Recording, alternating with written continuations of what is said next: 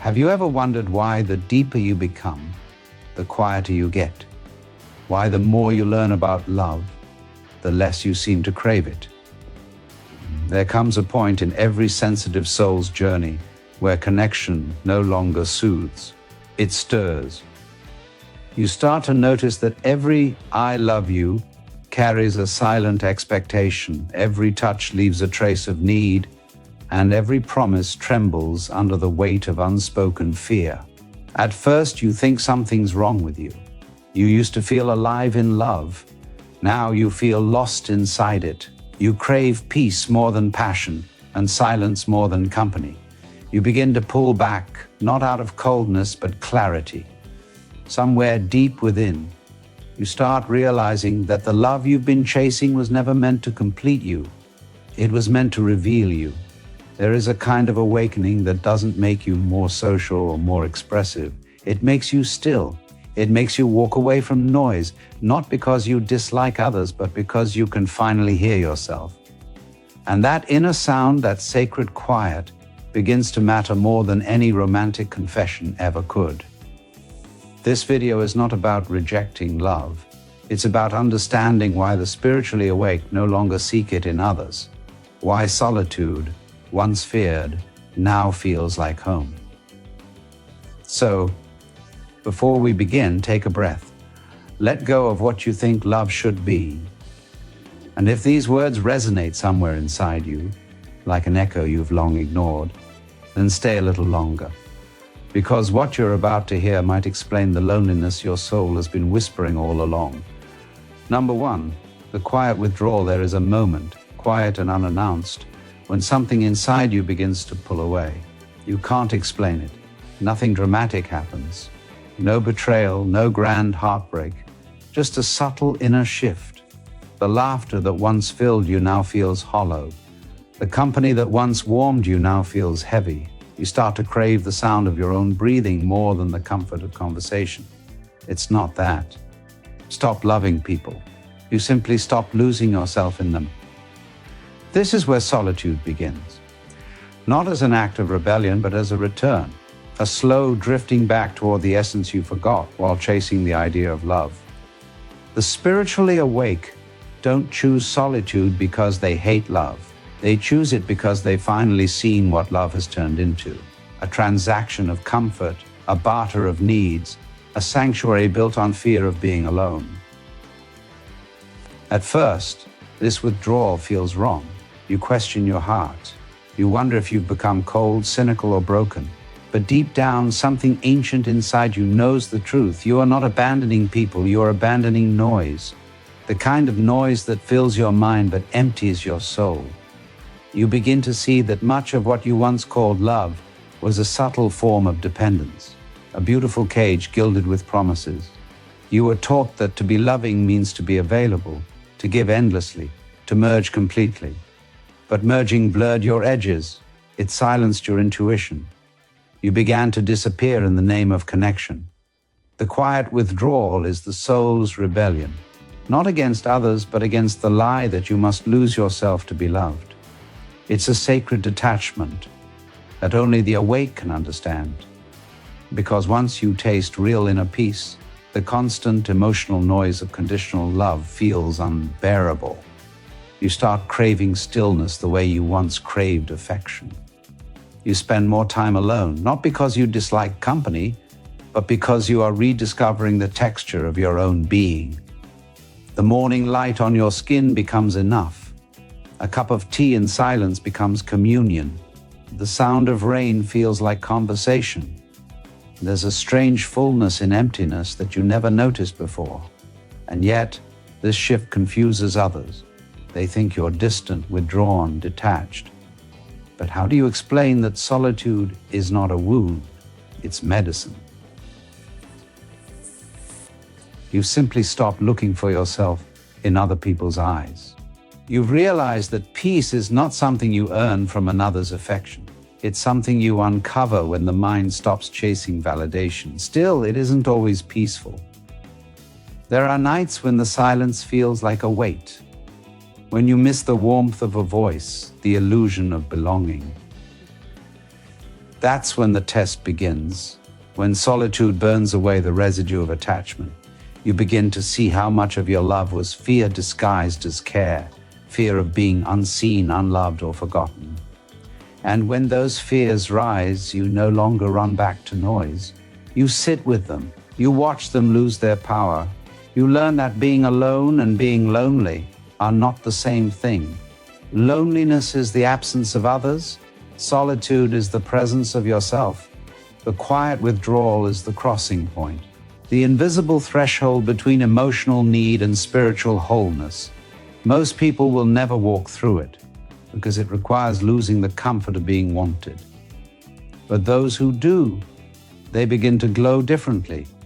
Their presence becomes lighter, their love quieter, their peace unshakable.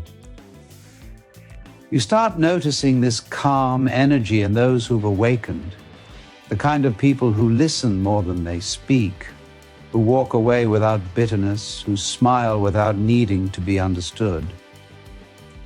They've discovered something sacred, that peace is not found in love, but love is found in peace. And maybe that's the lesson hidden in solitude, that the most beautiful connection begins only after you stop running from your own silence. Number 2, the illusion of love. Comes a moment in every seeker's journey when the word love begins to tremble. It no longer feels as pure as it once did. You start to see its shadows, the parts no one wants to talk about, the subtle manipulations wrapped in affection, the silent bargains made in the name of care, the way we cling to others not because we truly love them, but because we are terrified to meet ourselves in silence. Love, as the world teaches it, is often an emotional disguise for fear. We call it romance, but beneath it lies an ache for validation. We call it care, but it's often control. We say, "I need you," and mistake that need for devotion. Spiritually awake, people begin to sense this illusion that much of what we call love is the mind's attempt to escape emptiness. It's a beautiful lie built upon a simple misunderstanding that love is something we get from someone else.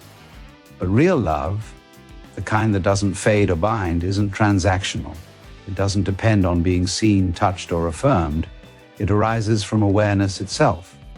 Yet before we reach that understanding, we go through the painful process of seeing the illusion fall apart. The realization hurts because it dismantles one of the deepest myths of human existence, the myth that someone else can complete us. You start noticing how relationships often echo the same pattern. Two incomplete beings searching for completion in each other, both afraid to face the emptiness that brought them together. You love the idea of the other person, not their reality. You love what they make you feel, not who they are. And as soon as the illusion breaks, when the fantasy fades and their humanity shows, the mind panics. It calls that disappointment heartbreak, but in truth, it's awakening. The spiritually awake do not stop loving because they are cold. They stop chasing because they see clearly. They see that love built on need will always decay. That affection born from fear will always bind.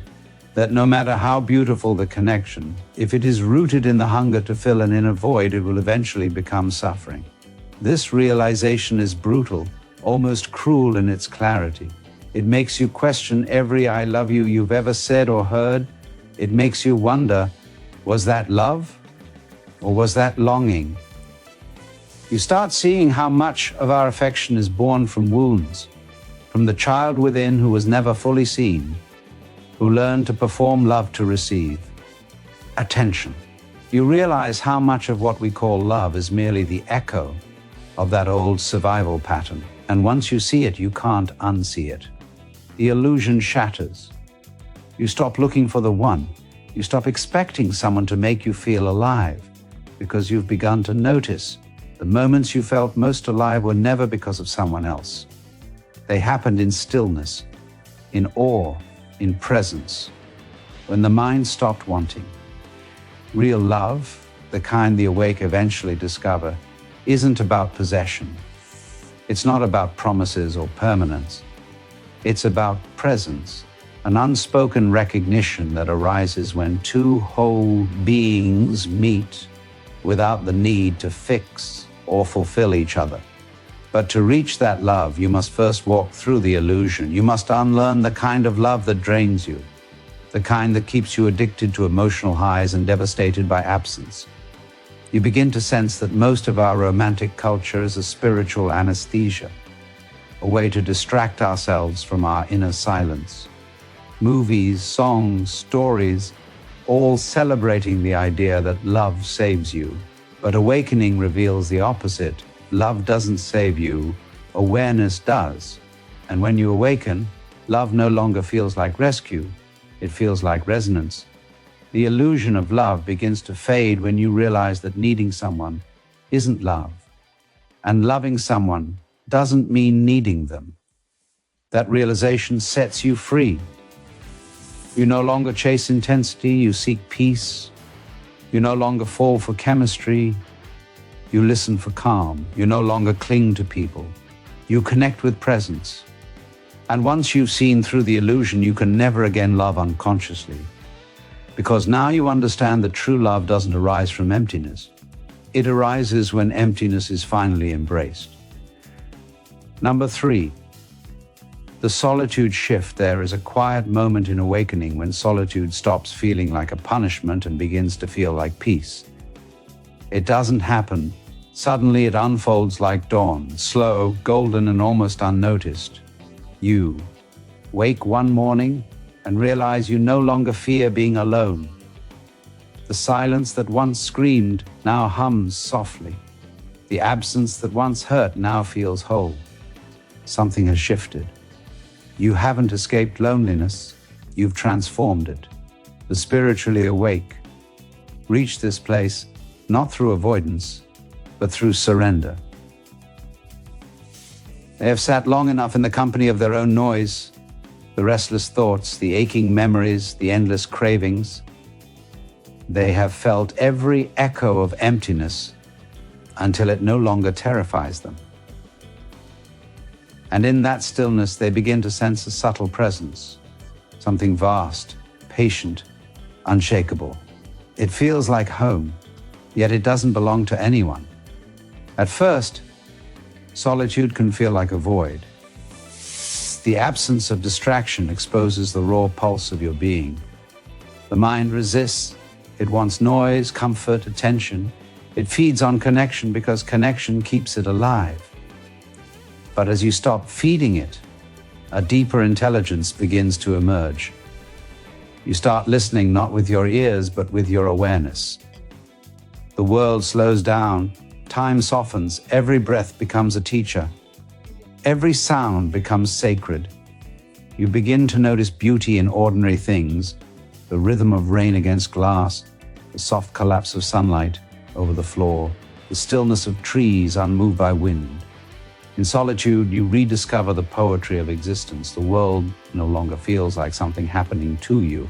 It feels like something happening through you. This realization changes everything. You see, the shift into solitude isn't an escape from life. It's an entry into it. Most people are surrounded by noise, endlessly connected, yet deeply disconnected. But when you withdraw, when you allow silence to speak, you begin to see life in its purest form. You realize that connection was never about people, it was about presence. The spiritually awake understand that solitude is not the absence of love, it is the purification of it. When you sit alone long enough, love starts to lose its form. It's no longer directed at someone or something. It becomes a quiet radiance, unpossessive, unattached, unending. You stop needing to be loved because you finally feel love itself. Still, this transition isn't easy. The ego mourns the loss of its distractions. It whispers that you're missing out, that you're becoming detached, that you'll end up forgotten. But each time you sit through that voice without reacting, it weakens. You begin to see that what you once called loneliness was never the absence of people. It was the absence of yourself. And when you meet yourself fully in silence, something sacred happens. The inner wars settle. The constant search for meaning softens. You stop demanding answers and start noticing the miracle of simply existing. You begin to feel a quiet joy for no reason, a peace that needs no justification. This is the solitude shift, when your aloneness becomes your sanctuary, not your exile. You no longer chase comfort in others because you have discovered the ultimate comfort, being present with your own being. You no longer fear missing out because you realize that everything you were chasing outside was always within you. And slowly, the world begins to mirror your calm. People are drawn to your peace, but you no longer need them to stay. You give freely because nothing is missing. You love gently because there's no fear of loss. You move through life like a silent river, present, flowing, untethered. In solitude, you don't lose connection, you refine it. You start relating to others not out of need but out of wholeness. You stop trying to make them understand you, because you've realized that truth doesn't need validation, it simply is. So, the spiritually awake sit alone, not as hermits but as witnesses. They don't run from the world. They return to it cleansed of illusion. They've discovered that solitude is not an empty room. It's a sacred temple, one where love, peace, and awareness finally become one.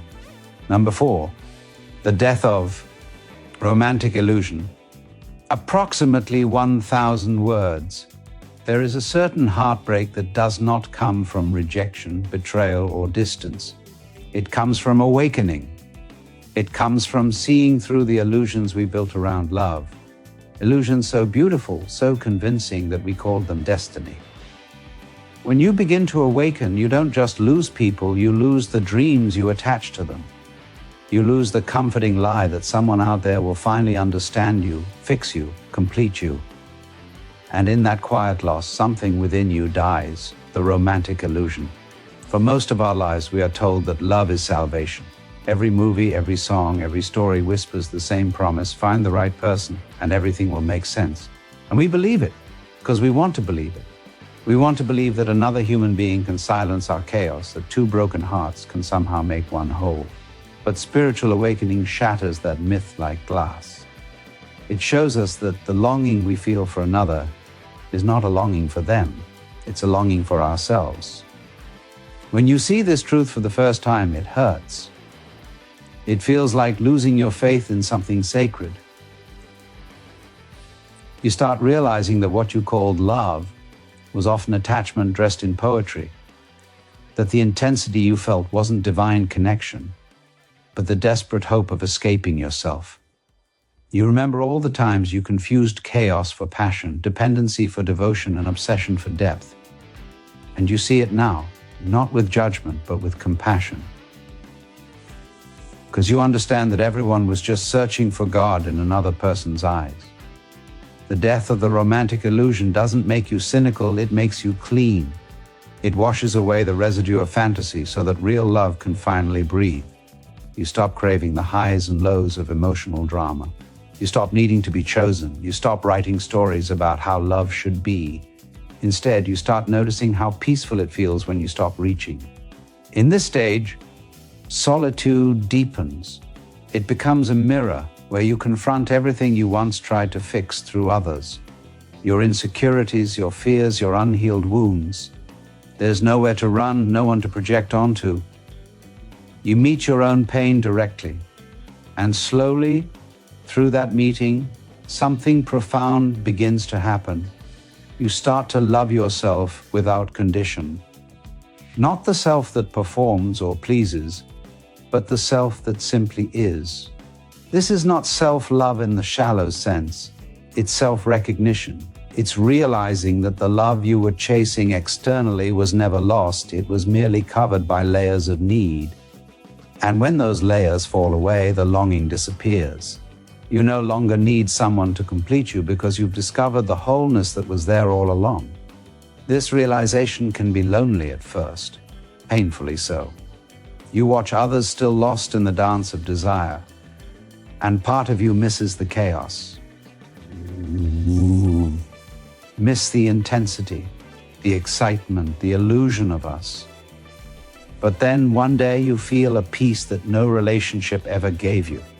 You sit alone, and for the first time, It feels sacred, not sad. You realize that love doesn't need an object. It only needs awareness. The death of romantic illusion is not the death of love. It's its purification. It's the end of the story you told yourself about what love should look like, and the beginning of love as it truly is, wordless, formless, free. You stop seeking fireworks. You start noticing warmth. You stop needing possession. You start embodying presence. And in that presence, if love finds you again, it feels different. It's quieter, simpler, lighter. It doesn't demand or define, it just flows. You love someone not because they fill your emptiness, but because their soul sings the same silence as yours. That kind of love doesn't bind. It liberates. It doesn't consume. It expands. It doesn't end. It transforms. So, the spiritually awake do not stop believing in love. They stop believing in the illusion of love. They no longer chase fantasy because they've fallen in love with truth. And in truth, love is not something you fall into, it's something you rise through. That is the death of romantic illusion, the quiet funeral of the false, followed by the gentle birth of something eternal. The realization that what dies in awakening is not love itself, but everything that was never truly love to begin with. Number 5. Love reborn through awareness after the illusions collapse, after the longing quiets and the mind stops searching for someone to complete the story. A strange stillness appears. It feels like a vast open sky, empty yet full. There is no need to chase, no need to prove, no need to be understood. Out of this stillness, something tender begins to rise. It's not the old kind of love, the one tangled with fear and expectation, but a love that doesn't belong to anyone, a love that simply is. This is the love that is born through awareness. It doesn't come from a relationship, it flows from realization. It is not a feeling that appears and fades, it's a state of being that remains untouched by circumstance. You begin to sense this love in everything, in the way sunlight touches the earth, in the quiet rhythm of your own breathing, in the eyes of strangers passing by. You start to see that life itself has been loving you all along. When you awaken to this kind of love, you no longer crave possession. You crave presence. You no longer wish to hold someone forever. You wish to meet them fully, even if only for a moment. Connection becomes sacred because you no longer approach it from need but from wholeness. The spiritually awake person no longer says, "I love you because I need you," but rather, "I love you because I see myself in you." Love, reborn through awareness, is light, effortless, quiet, pure. It no longer carries the weight of promises or demands. You stop measuring love by duration or intensity, and instead by stillness. If a relationship ends, you don't see it as failure. If someone walks away, you don't call it loss. Because love, as you now understand it, was never about keeping. It was about allowing. And as you allow, you begin to live differently. You no longer chase experiences, you experience whatever comes. You no longer cling to people, you meet them with open hands. You no longer beg for love because you've realized you are love. You radiate it without trying, you give it without depletion. You move through the world like a calm flame, steady, warm, and unafraid of the wind. The world might see your calmness as detachment, but it isn't. It's devotion, the purest form of it, a devotion to life itself. You see beauty in impermanence, you see connection in silence. You see love not as a promise between two people, but as the natural fragrance of consciousness. And that realization changes everything. Because once you see that love is not something to find, but something to awaken to, you can no longer lose it. You can be alone and still be surrounded by it. You can sit in silence and still feel it pulsing through the air. You understand that even heartbreak was love in disguise, life breaking open your heart so more light could enter. In this new awareness, relationships transform. You no longer enter them to fill a void, you enter them to share your overflow.